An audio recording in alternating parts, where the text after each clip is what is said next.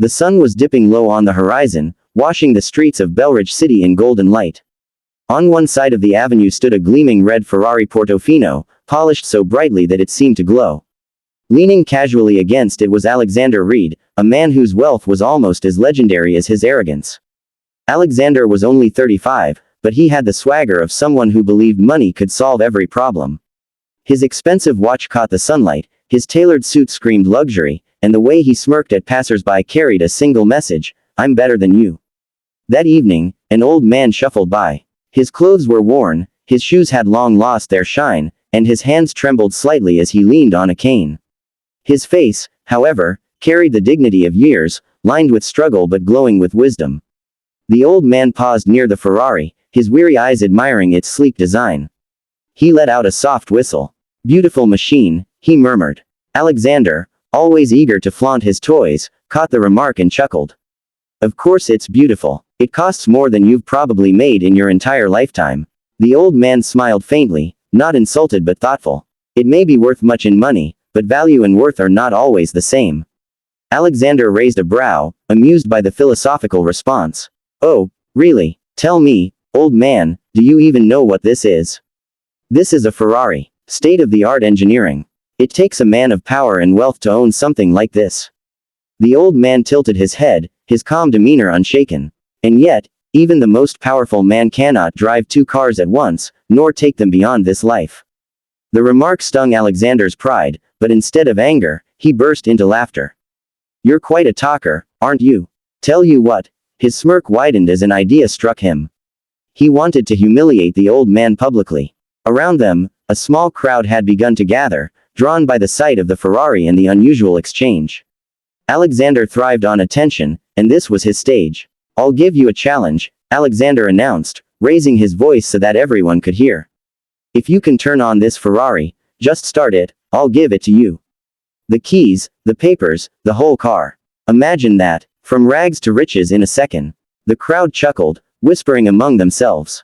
They knew Alexander's cruel humor. He assumed the old man would fumble with the complicated keyless ignition or wouldn't even know how to sit inside the car properly. To Alexander, this was a game. The old man looked at him, his eyes narrowing slightly as though measuring the depth of the young millionaire's arrogance. Then, without hesitation, he said, "Very well. I accept." The laughter of the crowd grew louder.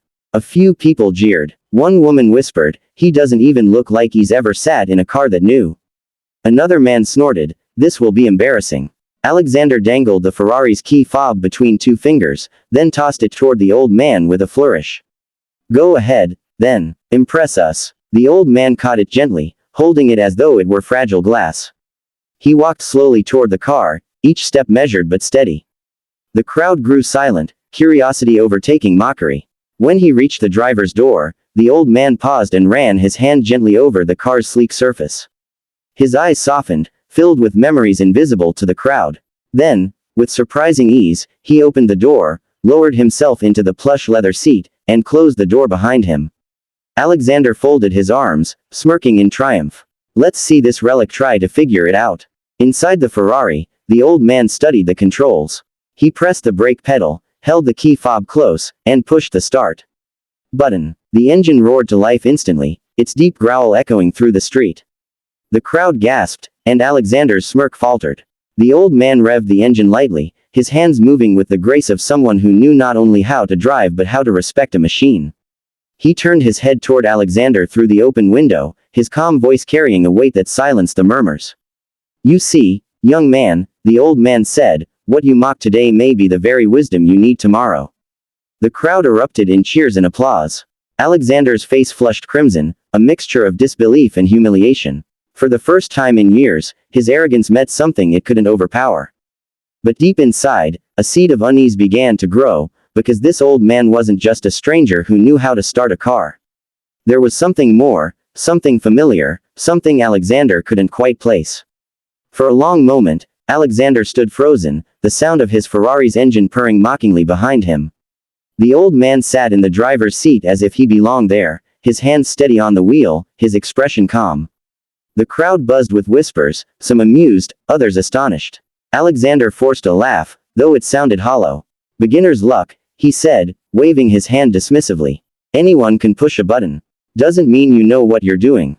But deep down, he was unsettled. The old man hadn't fumbled, hadn't hesitated.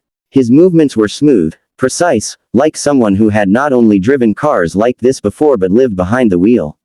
The old man turned off the engine, stepped out with dignity, and handed the key fob back to Alexander. "A promise is a promise, young man," he said softly. The crowd grew louder, chanting, "Give him the car. Give him the car." They loved the idea of a poor man outsmarting a millionaire. Phones were raised, videos were already spreading across social media. Alexander's pride burned. He could not be seen losing to an old beggar. He forced a smirk. "Don't be ridiculous. You think I'd just hand over my Ferrari because you pressed a button? That's not driving. That's a trick." The crowd booed. Someone shouted, "A deal is a deal." The old man's eyes hardened for the first time. "You mocked me publicly, and I accepted your challenge publicly. Whether you keep your word or not reveals more about you than it does about me." Alexander's jaw clenched. He wanted to lash out, but the weight of the crowd's judgment held him back. He slipped into the driver's seat, revved the Ferrari aggressively, and sped off, leaving the old man standing quietly as the people dispersed. That night, Alexander couldn't sleep. He tossed and turned, replaying the scene in his mind. The old man's calm words echoed like a haunting refrain, "What you mock today may be the wisdom you need tomorrow." He tried to laugh it off, but the unease wouldn't fade. By morning, videos of the incident had gone viral. Headlines read, "Arrogant millionaire mocked by old man, instantly regrets it." The clip had millions of views, and Alexander's inbox was flooded with criticism. "Coward. Keep your word. Money means nothing without honor." Alexander's empire was built on public image. He couldn't afford to look weak or dishonest. For the first time, his arrogance had backfired. Determined to find the old man, Alexander ordered his assistant to track him down. By noon, he stood in front of a modest little workshop on the edge of town. A faded sign read, "Mason's Auto Repairs, since 1965. Inside, the smell of oil and grease filled the air. Old photographs lined the walls, black and white images of racing cars, mechanics, and trophies. And there he was, the old man, bent over an engine, his hands moving with the same precision Alexander had noticed before. "You," Alexander said sharply, stepping forward. The old man looked up, wiping his hands with a rag. "Ah, I wondered when you'd come." Alexander frowned. "Who are you?" The old man chuckled softly. "Once upon a time, people called me Henry Mason. I was a race car driver, long before you were born. Won championships in Europe, even tested cars for Ferrari in my prime. But fame fades, money disappears, and all that's left is the craft. I chose to keep fixing cars rather than chase glory." Alexander blinked. Suddenly, the ease with which the old man had handled the Ferrari made perfect sense. He hadn't been lucky, he had lived a life dedicated to machines. Henry continued, his voice calm but firm. "You see, young man, you thought I was a fool because of my age and my clothes.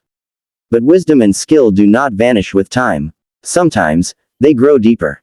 Alexander shifted uncomfortably. "So what? You embarrassed me in front of the world." Henry shook his head. "No, son, you embarrassed yourself. I only held up a mirror." The words struck deeper than Alexander expected. He glanced at the photographs again, images of Henry standing proudly beside gleaming race cars, his younger self radiating strength and passion. For the first time, Alexander felt something unusual, respect. "Why didn't you take the car?" he asked quietly. "You could have forced me to give it." Henry smiled faintly. "Because I never wanted it. A man who values machines more than people is already poor, no matter how much money he has. My lesson was enough." Alexander didn't reply. He left the workshop in silence, but the old man's words followed him like shadows. That evening, Alexander sat in his mansion, staring at the Ferrari parked outside. For years, it had been his symbol of superiority. But now, every time he looked at it, he saw Henry's calm eyes, his steady hands, his quiet dignity. The millionaire poured himself a drink but left it untouched. For the first time, he wondered if money and power really were enough, or if perhaps he was missing something greater. And as he stared out the window into the night, he realized the old man had changed him in ways he hadn't yet begun to understand. The next few weeks tested Alexander Reed in ways money couldn't shield him from. His reputation had taken a hit after the viral video. Business partners whispered doubts, Journalists mocked his arrogance, and his carefully crafted image of superiority began to crumble. But more troubling than the headlines was the gnawing emptiness inside him. He kept hearing Henry Mason's words, "A man who values machines more than people is already poor." One evening, Alexander took the Ferrari for a drive to clear his mind. The city lights blurred past him, but instead of exhilaration, he felt only restlessness. He floored the accelerator, the engine screaming as he raced down a quiet highway. For the first time in his life, the car felt like a cage, not a throne. Suddenly, in the corner of his vision, headlights swerved. A delivery truck had lost control, sliding into his lane. Alexander jerked the wheel, the Ferrari spinning wildly before skidding off the road and crashing into a ditch. The world went black. When Alexander opened his eyes, he was lying in a hospital bed. His ribs ached, his leg was in a cast, and his head throbbed. But the greater pain was in his heart, the realization of how fragile life truly was. His millions hadn't saved him. His Ferrari hadn't protected him. To his surprise, the first visitor to his room was Henry Mason. The old man carried no flowers, no grand gestures, just a quiet presence. "You're lucky," Henry said, pulling up a chair. "A few inches different, and we'd be planning your funeral. Instead of your recovery." Alexander's voice was hoarse. "Why are you here?" Henry studied him for a long moment. "Because beneath all that arrogance, I saw a boy still searching. And boys, no matter how rich, sometimes need someone to set them straight." For the first time, Alexander didn't feel mocked. He felt cared for. And that struck him harder than any insult. Recovery was slow. Weeks turned into months, and Alexander, once too busy flaunting his wealth, now spent long hours reflecting. Henry visited often, sometimes talking about cars, sometimes about life, and sometimes just sitting in silence. Alexander learned that Henry had once been celebrated across the world, but he lost it all when he trusted the wrong business partners. Instead of wallowing, Henry rebuilt his life through his workshop, teaching young mechanics, guiding troubled teens, and living humbly. "Glory fades," Henry said one day, tightening a bolt on a carburetor while Alexander watched from a wheelchair. "But character, that's what stays when the noise dies down." Something inside Alexander shifted. He realized that he had spent his entire life chasing noise, attention, wealth, admiration. And in the process, he had become hollow. By the time Alexander could walk again, he had made a decision. One morning, he arrived at Henry's workshop, the Ferrari parked outside. He held out the keys. "It's yours. Not as a bet, but as a gift." "I don't deserve it." Henry shook his head gently. "I don't need your Ferrari. What I need is for you to learn why you thought it was worth more than your word." Alexander hesitated, then nodded. "Then teach me." And Henry did. He taught him how to strip an engine down and rebuild it. How to listen to the hum of a machine and know what it needed. How to value patience, precision, and respect. But more importantly, he taught him that life, like a car, must be driven with care, or it crashes. Months later, the arrogant millionaire the world had once mocked was unrecognizable. Alexander had opened a foundation, funding scholarships for young mechanics and supporting struggling families in Belridge City. He spent less time in boardrooms and more time at Henry's side, learning the lessons wealth had blinded him to. The media noticed the change, but Alexander didn't care for headlines anymore. For once, his actions weren't about image, they were about purpose. One afternoon, while they sat outside the workshop watching the sunset, Alexander asked, "Henry, why did you bother with me? You could have walked away after that day." Henry smiled, his eyes reflecting both weariness and wisdom. "Because once, a man did the same for me. And I swore, if I ever saw arrogance in another young fool, I'd return the favor. Life is about passing on the torch, not hoarding it." Alexander was silent for a moment, then whispered, "Thank you." The old man patted his shoulder. "Don't thank me. Just live better than you did yesterday." Years later, when Henry Mason finally passed away, Alexander stood at his grave, not as a millionaire, not as a man defined by cars or wealth, but as a student carrying forward his teacher's legacy. He had the Ferrari still, but he no longer drove it to boast. Instead, he kept it polished in Henry's workshop, a reminder of the day a foolish bet changed his life. And every time he looked at it, he remembered the lesson carved into his heart. What you mock today may be the very wisdom you need tomorrow. And soon, he would discover that mocking the old man was the biggest mistake of his life.